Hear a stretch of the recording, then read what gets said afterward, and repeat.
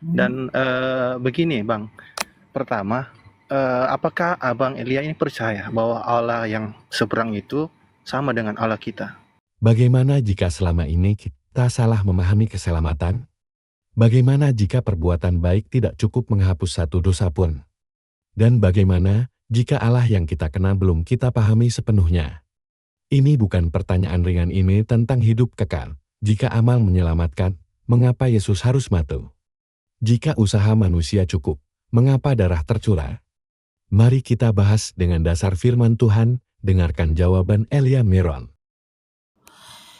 Oke, silakan teman-teman. Kalau mau naik, saya persilahkan. Kalau mau request naik. Kalau mau belajar, kalau mau tahu seputar iman Kristen, boleh. Oke, gitu. Kita akan ya belajar iman Kristen aja. Kita nggak perlu belajar yang lain-lain. Oke, sip. Wah, sudah ada aja ini yang mau naik ya. Silakan J. Halo Bang, Ya, salam. Bang Elia. Oke. Ya, untuk saya ada beberapa sedikit pertanyaan dan memang agak sedikit rumit sih. Saya ambil konteksnya dari dalam kehidupan saya sehari-hari. Dan begini Bang, pertama, apakah Abang Elia ini percaya bahwa Allah yang seberang itu sama dengan Allah kita? Tidak. Tidak. Nah, kata Tuhan Yesus kan yang dikutip di dalam Alkitab, akulah jalan kebenaran dan hidup, ya kan? Barang siapa yang mau naik, artinya barang siapa yang mau ke surga, artinya melalui dia, Tuhan Yesus ya. Ya. Jadi apakah Bang Elia percaya Tuhan Yesus itu hanya sebagai perantara atau dia sendiri Allahnya? Dia adalah pengantara kepada Sang Bapa karena dia adalah Sabda, Imam Besar Agung kita. Iya, jadi ini saya pertanyaannya, kalau orang seberang itu Kak, kalau dia sudah, artinya dalam kehidupannya dia memang sesuai dengan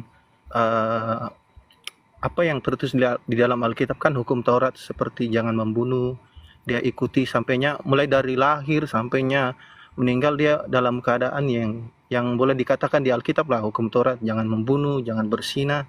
Apakah dia tetap masuk surga atau tidak karena dia orang seberang begitu, Bang? Apakah perbuatan baiknya itu menghapuskan dosanya? Iya, maksud saya kan Enggak, dalam jangan arti dia kemana-mana. memang Jawab dulu pertanyaan saya. Apakah perbuatan baiknya itu menghapuskan dosanya dia? tidak sih, Bang.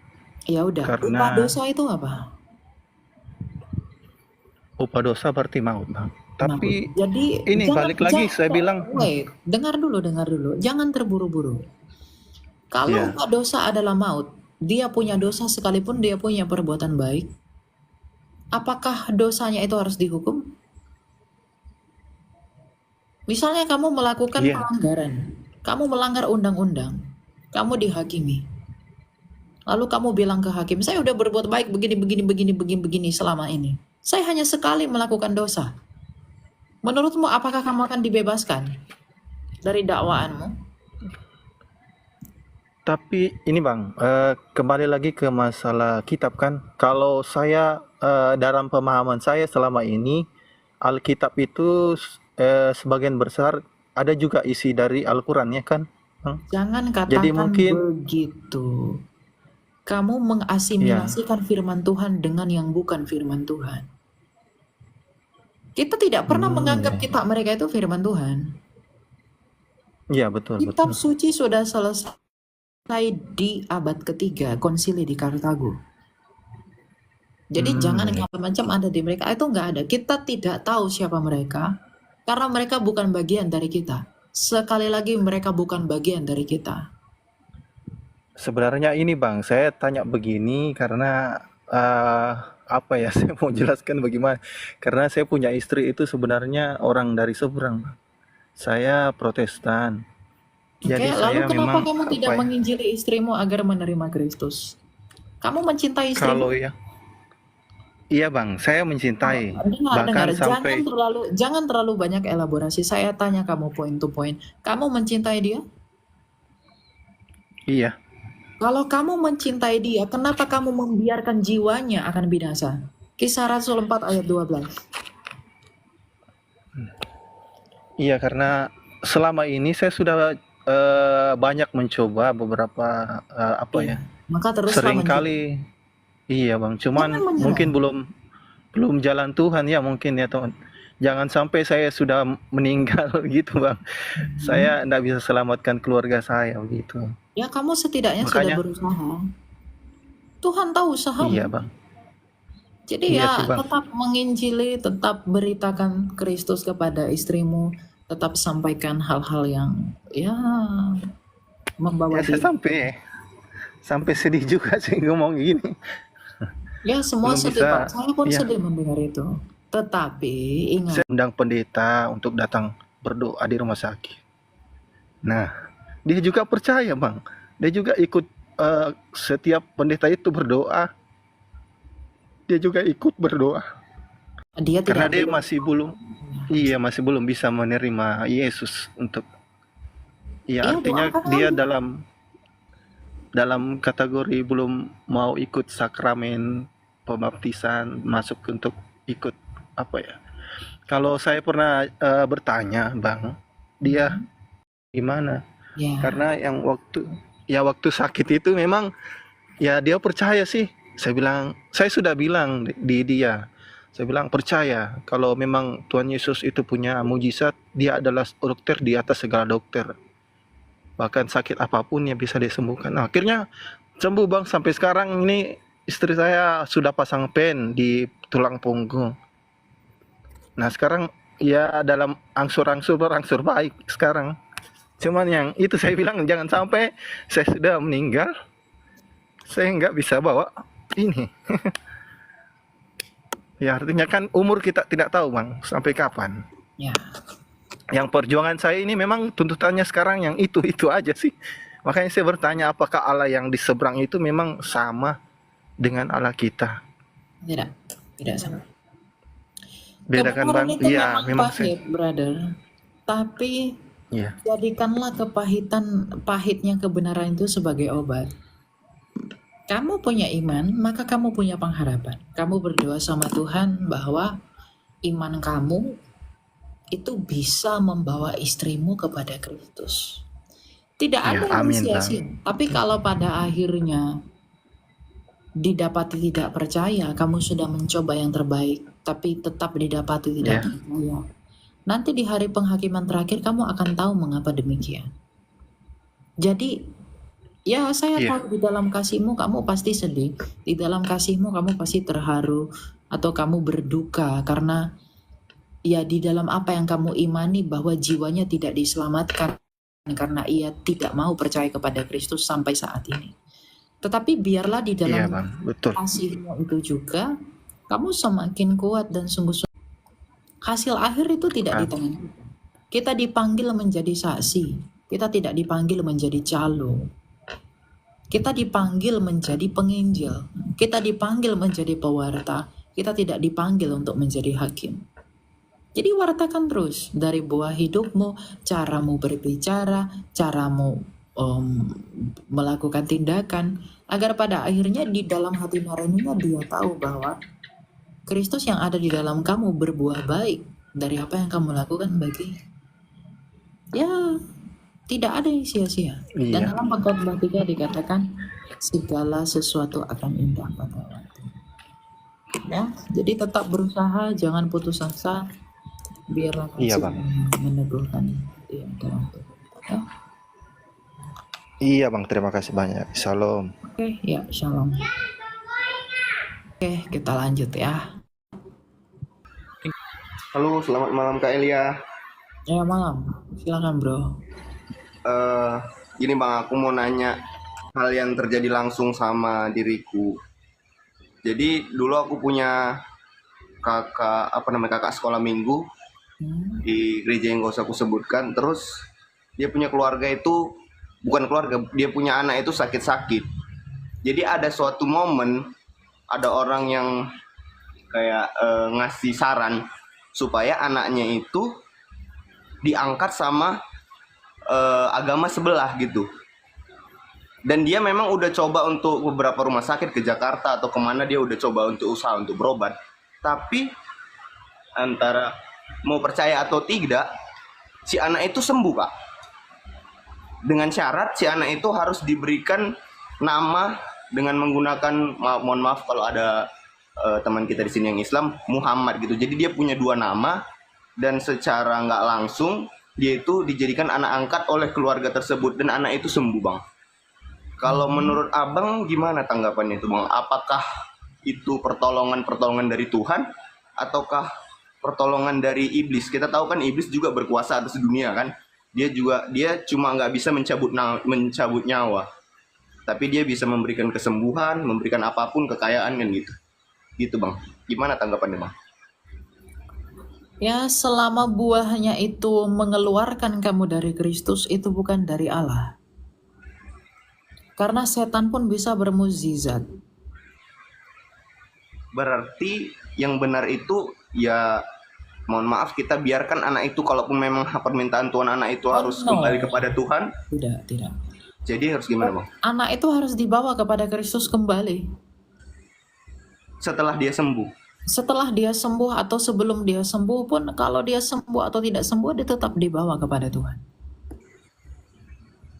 Karena dukun-dukun pun, kamu ingat di zamannya Firaun, para dukun-dukun bisa bermujizat melawan Musa. Iya, benar. Nah, iblis pun bisa bermujizat. Dia bisa lakukan apapun yang dia mau. Dia bisa Berarti sembuhkan orang.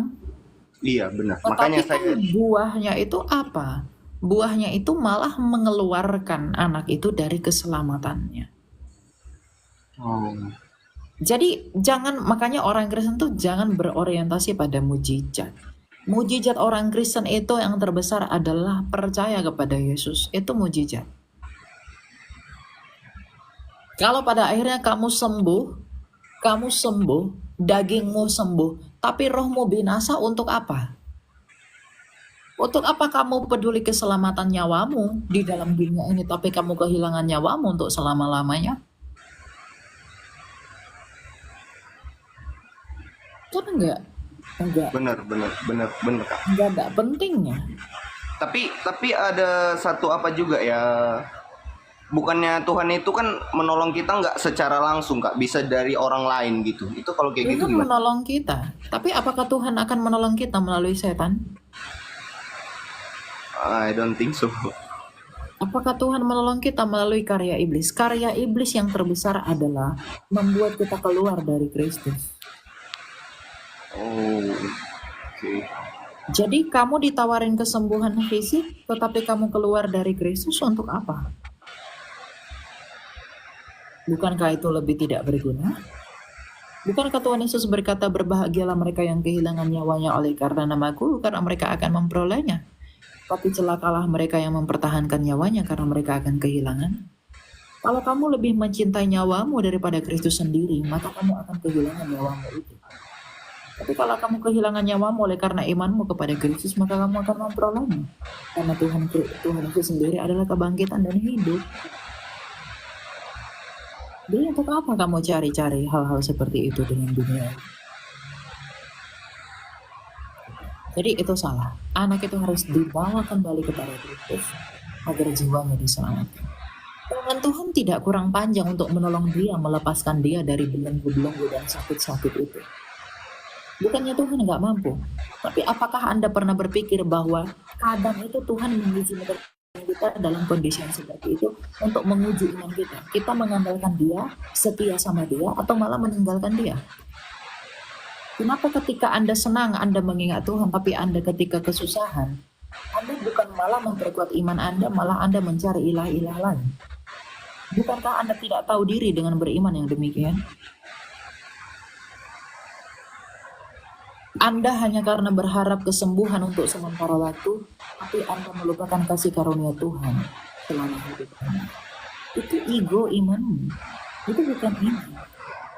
Kamu hanya bertuhan untuk mencari keuntungan, tapi kamu tidak mau mengambil bagian dalam penderitaan. Untuk apa itu? Itu kamu tidak beriman. Berarti nggak ada toleransi ya, Kak, ya? Paulus sendiri begitu. Paulus menginjili kemana-mana, dia pergi ke jemaat-jemaat di banyak jemaat.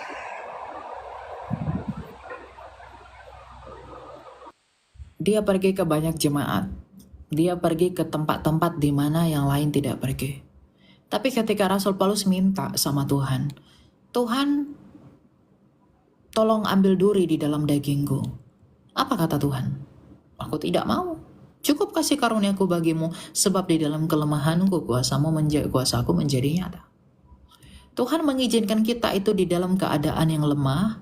Tuhan mengizinkan kita di dalam penderitaan, agar di dalam hal itu kuasa Tuhan turun menaungi kita dan syukur bagi kemuliaan Allah itu ada. Jadi orang Kristen tuh bertuhan jangan cari yang senang-senang. Kamu diselamatkan aja kamu udah syukur. Berarti imanmu tidak ada. Kamu cari Tuhan hanya untuk keuntunganmu. Kamu datang sama Tuhan hanya untuk cari kesenanganmu. Betapa buruknya kita itu kalau begitu. Cari Tuhan hanya cari berkat yang baik-baik, tapi tidak mau menerima yang buruk. Bukankah Ayub berkata, masa kita menerima yang baik tetapi tidak mau menerima yang buruk? Sekalipun itu datang dari Tuhan. Tapi kan tujuannya memurnikan semua orang. Apakah dia punya iman atau tidak? Janganlah punya iman seperti anak-anak. Kekanak-kanakan. Ya. Semua orang punya pergumulannya sendiri. Bahkan mungkin setelah berkata seperti ini kepada Anda, mungkin Tuhan akan menguji saya. Di hari-hari depan, ya mungkin Tuhan akan menguji saya juga. Karena saya juga sudah diuji. Tapi saya tidak akan mengatakan saya sudah lulus uji. Karena hidup ini pasti ujian. Tapi yang kita minta sama Tuhan adalah belas kasih-Nya agar kita bertahan dalam ujian itu. Apa sih yang kamu cari? Hidupkah? Atau apa? Ya, it depends on you. Gitu ya, Frans. Tadi saya mute karena berisik. Oke, kita lanjut ya. Halo Kak, Halo, shalom. Shalom. Silakan ada yang mau kamu tanya. Ini Kak, aku mau bertanya soal kita kan orang Kristen. Aku dulunya Protestan nih Kak ya. Nah, maaf ya Kak ya, nggak apa-apa kan kalau maksudnya sebut ini? Oh ya, silakan nggak apa-apa. Oh ya, jadi maksudnya kan aku dulunya kan Protestan, terus masuklah ke aliran karismatik. Jadi di situ tuh di tempatku tuh biasanya Kak ini apa ya, orang itu kayak potong babi kerbau yang banyak-banyak, terus juga ada yang makan darah segala macam begitu.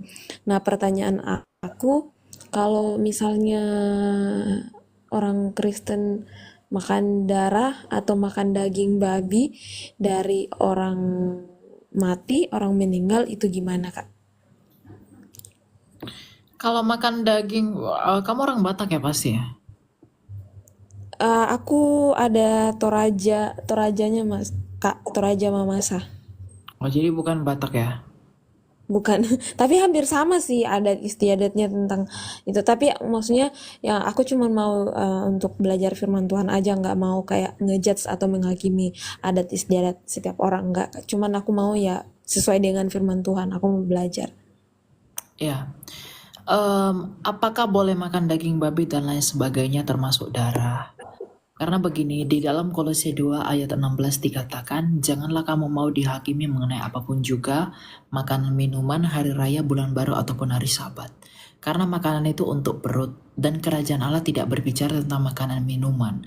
Bahkan Rasul Paulus dalam 1 Korintus 6 ayat 12 mengatakan begini, segala sesuatu halal bagiku, tetapi bukan semuanya berguna. Segala sesuatu halal bagiku, tetapi aku tidak membiarkan diriku diperhamba oleh sesuatu apapun. Jadi bagi kita itu semua makanan itu enggak masalah, tetapi tidak semuanya berguna. Jadi kalau bagi kamu misalnya mengonsumsi darah yang dicampur ke daging babi atau dimasak dengan apa, kalau itu berguna bagimu ya silahkan kamu makan. Tapi kalau itu tidak berguna bagimu, ya jangan kamu makan. Jadi yang makan jangan yang menghina yang tidak makan jangan menghakimi yang makan. Karena kerajaan surga tidak berbicara tentang itu. ya. Tetapi satu hal yang perlu Anda garis bawahi bahwa kita jangan membiarkan diri diperhamba oleh apapun. Ya, kalau misalnya kita makan sesuatu lalu kita seperti diperhamba oleh makanan itu nggak boleh. Ya, kita tetap harus memiliki penguasaan diri atas makanan dan minuman yang kita masukkan ke dalam perut.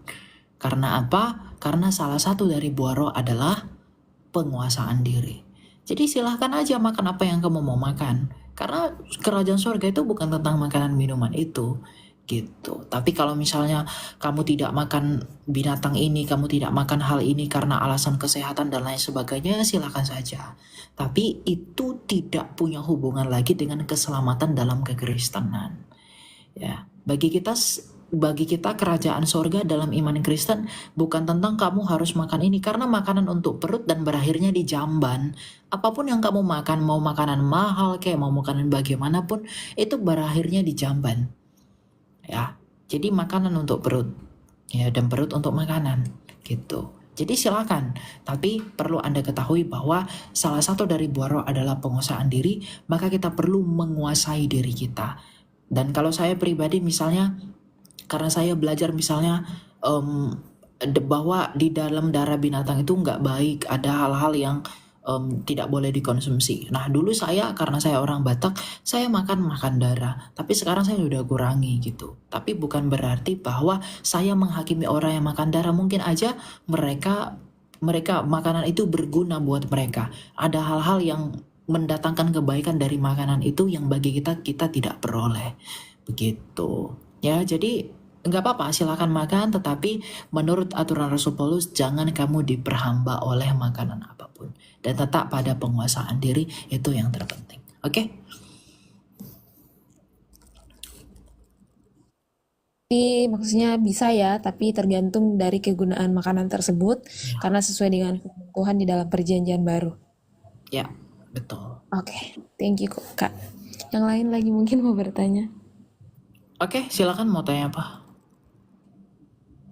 Shalom Kak, selamat malam. Oke. Kak, Ya.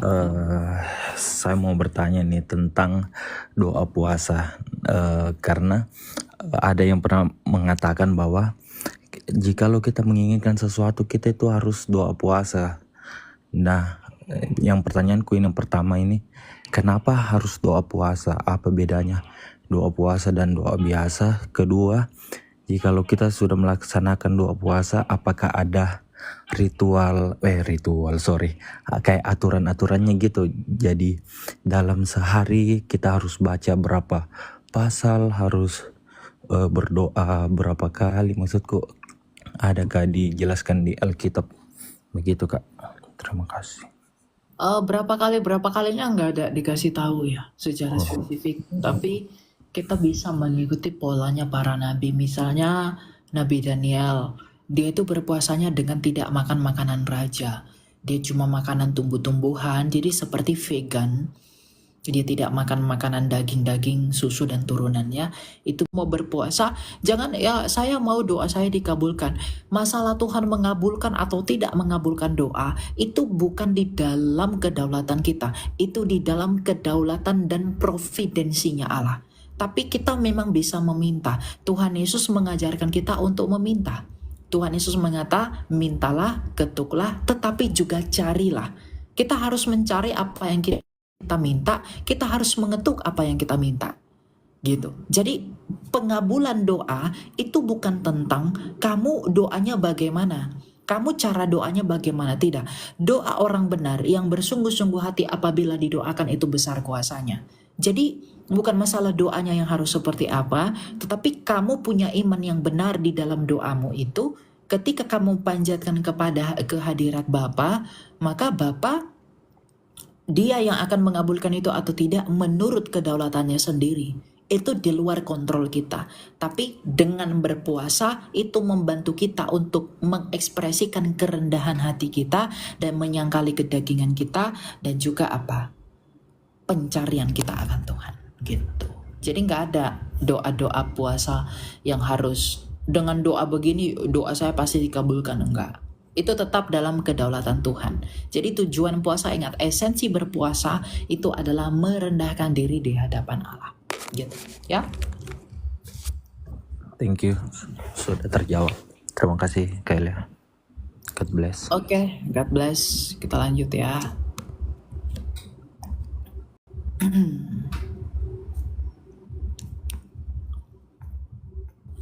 Silakan RDS, selamat malam. Halo? Selamat malam, Dek. Iya malam, silakan. Halo. Ditanyakan Bu. Itu, saya tadi mendengarkan pertanyaan dari adik dari Toraja ya berkaitan dengan darah. Ada komen saya. Dihubungkan dengan firman Tuhan pernah saya baca Perjanjian Baru bahwa darah itu dicurahkan di bumi atau di tanah. Dan darah itu kan lambang itu nyawa. Dan kedua dihubungkan dengan apakah termasuk air? Darah itu beda kan, tubuh kita ini juga terdiri dari apa? Ada air dan darah. Ya kan? Nah, apakah dihubungkan dengan kebenaran firman tadi, layakkah darah itu dikonsumsi? Dan secara logika, apakah itu berguna? Dihubungkan dengan kesehatan kita. Nah itu sih deh, kalau dihubungkan dengan firman dan pikiran yang sehat ya.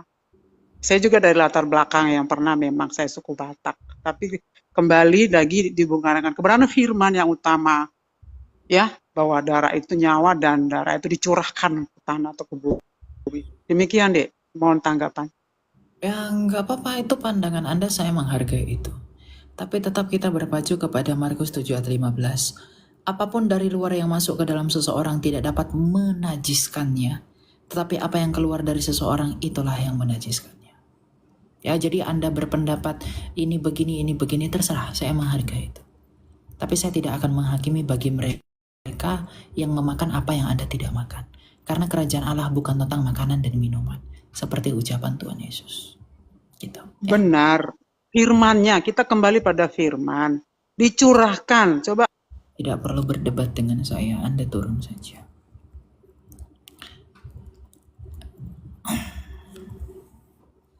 Kalau tidak makan, silakan jangan makan. Shalom Kak. Nggak, shalom. Suara saya ada Kak? Ada. Oke. Saya mau tanya. Saya kan dari Protestan. Itu tentang orang-orang yang sering kayak aksi dana itu berjualan di depan gereja kayak gitu Bang.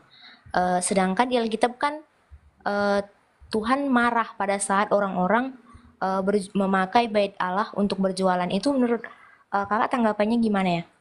Makasih. Kayak ada bazar gitu ya. Iya betul. Ya nggak apa-apa. Maksudnya begini loh. Kan konteks ketika Tuhan Yesus memarah bahwa bait Allah dijadikan tempat berjualan, bahwa memang bait Allah itu jadi seperti pasar, digantikan fungsi daerah Serambi itu menjadi tempat berjualan. Itu nggak bisa. Tapi kalau hanya pada momen tertentu dan itu tidak mengganggu liturgi gereja atau ibadah dalam gereja yang tujuannya juga untuk pembangunan gereja karena memang orang-orang itu banyak di dalam gereja, ya tidak masalah. Kan motivasinya dan tujuannya apa dulu di sana? Ya kalau kemudian itu gereja, lalu kamu masukkan orang di sana jualan dari tempat manapun kamu buat di depan gereja, jualan pasang tenannya masing-masing. Terus-terusan, ya itu nggak bisa karena itu wilayah gereja, ya. Tetapi kalau kemudian pada momen tertentu digunakan wilayah atau area gereja itu tempat menggalang dana atau cari duit lah untuk kepentingan gereja, ya nggak apa-apa, asalkan jangan digunakan sebagai wadah atau tempat berjualan yang terus-menerus, itu nggak bisa. Jadi kita harus melihat Tuhan Yesus tuh marah tuh karena apa? Gitu. Karena memang bait Allah itu dijadikan tempat jualan. Mereka buat kandang di sana, burung-burung diletakkan di sana, kan jadi kotor itu tempat. Yang itu yang ya di mana bait Allah itu tempat yang tempat yang baik, tempat yang kudus, malah dikotori dengan cara yang seperti itu, nggak bisa. Gitu. Jadi berhikmatlah dalam pengertian begini, lihat konteksnya apa. Gitu. Kalau hanya mau cari dana pada momen tertentu, lalu semua diatur dengan baik, tidak mengganggu liturgi gereja, tidak mengganggu ibadah, ya tidak masalah. Gitu. Ya, Ya, makasih ya Bang. oke, ya. Shalom. Salam, salam.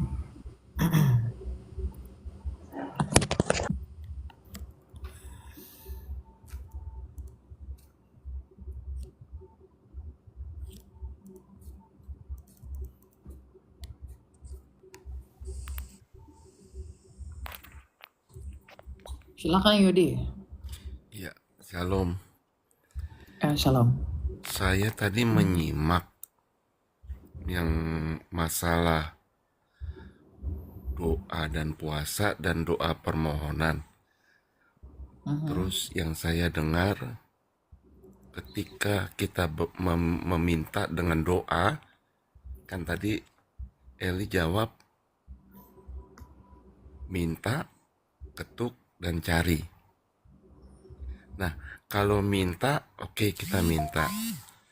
Ketuk kan kita memohon menurut pandangannya gitu loh. Karena meminta saya sudah, mengetuk saya sudah, mencarinya gimana? Tolong penjelasannya. Makasih, Tuhan berkati. Ya carinya di dalam iman. Iman itu kan dasar pengharapanmu, carilah di dalam imanmu. Apa yang menimbulkan imanmu itu? Firman Tuhan, cari di dalam firman itu. Ada hal-hal yang bisa kamu kontrol, ada hal-hal yang gak bisa kamu kontrol.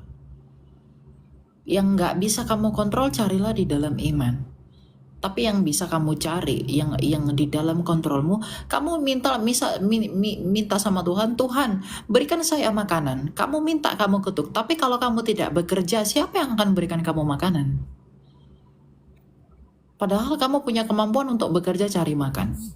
Tuhan berikan saya air. Kalau kamu tidak bergerak ambil air, kamu tetap akan kehausan. Jadi ada hal-hal yang memang harus kamu cari dengan tindakanmu di dalam kontrolmu. Tapi ada juga hal-hal yang gak bisa. Kalau hal-hal yang gak bisa itu, maka apa yang bekerja? Iman kita yang bekerja. Sama seperti imannya Yesaya. Dia tidak bisa mencari atau membuktikan bahwa bumi itu bulat. Tetapi dia percaya, dan pada akhirnya Yesaya berbahagia karena imannya itu benar. Karena iman itu bukti dari apa yang tidak kita lihat dan dasar dari apa pengharapan kita. Itu yang terpenting. Jadi hal-hal yang memang yang sepertinya mustahil kamu capai, maka carilah di dalam iman. Kalau begitu, untuk apa iman itu ada? Bukankah iman itu dasar dari pengharapan orang percaya? Gitu. Ya. Oke, terima kasih, Tuhan berkati ya. Ya. God bless ya, jangan berhenti berdoa. Kadang Tuhan tuh suka orang yang berdoa itu karena dia suka melihat kalau kita tergantung sama dia, bergantung sama Tuhan. Gitu. Dia tahu semuanya, segala sesuatu, tapi dia menginginkan. Halo, salam Kak Elia. Ya, salam Nover, silakan brother, mau tanya apa? Izin bertanya tanggapannya Bang. Nover juga kurang mengerti nih tentang pertanyaan yang dilakukan oleh Yudas sehingga Yesus mati. Jadi menurut Bang Elia di situ tanggapannya Yudas itu selamat atau tidak? Itu aja Bang pertanyaannya. Yudas Iskariot tidak selamat. Dia binasa. Kita lihat ya ayatnya ya. Tuhan Yesus sendiri berkata begini dalam Yohanes 17 ayat 12. Selama aku bersama mereka, aku memelihara mereka dalam namamu, yaitu namamu yang telah engkau berikan kepadaku. Aku telah menjaga mereka dan tidak ada seorang pun dari mereka yang binasa selain daripada dia yang telah ditentukan untuk binasa, supaya genaplah yang tertulis dalam kitab suci. Ya, sebenarnya ditentukan untuk binasa itu kurang tepat, tapi terjemahan lama lebih tepat. kecuali anak kebinasaan itu. Makanya dalam KJV dikatakan but the son of perdition. Ya. Nah, jadi apakah Yudas itu selamat? Tidak. Karena dia yang memilih untuk tidak selamat. Karena dia dengan sengaja menjual Kristus dengan uang, menggantinya dengan uang, dan dia memang menyesali apa yang dia lakukan itu, tetapi penyesalannya itu tidak disambut dengan pertobatan. Petrus pun menyangkal Tuhan Yesus 3 kali, tetapi pertobatan Petrus menghasilkan buah. Thomas pun pada awalnya tidak percaya, tapi kepercayaan dan pertobatan Thomas pada akhirnya membawa dia kepada kebenaran. Dan harusnya Yudas pun ketika dia tahu dia menyesal dan bersalah, harusnya dia datang kepada Allah meminta pengampunan dan menjadi percaya dan berbuah. Tapi apa yang Yudas lakukan? Di dalam keberdosaannya, dia malah memilih untuk membunuh dirinya sendiri. Makanya dalam Kisah Rasul 1 ayat 25 dikatakan, untuk menerima jabatan pelayanan, yaitu kerasulan yang ditinggalkan Yudas yang telah jatuh ke tempat yang wajar baginya. Jadi para rasul yang menulis rasul ini adalah Rasul Lukas. Itu mengatakan bahwa kerasulan yang ditinggalkan Yudas yang telah jatuh ke tempat yang wajar baginya. Jadi Yudas dikatakan memang jatuh ke tempat yang wajar baginya.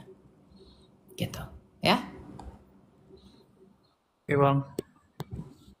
Saudara terkasih, ini bukan sekadar perbedaan pandangan, tetapi tentang di mana kita berdiri di hadapan Allah. Jika keselamatan bukan karena perbuatan baik dan dosa tak bisa dihapus usaha manusia, maka harapan kita hanya anugerah Tuhan. Keselamatan adalah pemberian bagi yang percaya.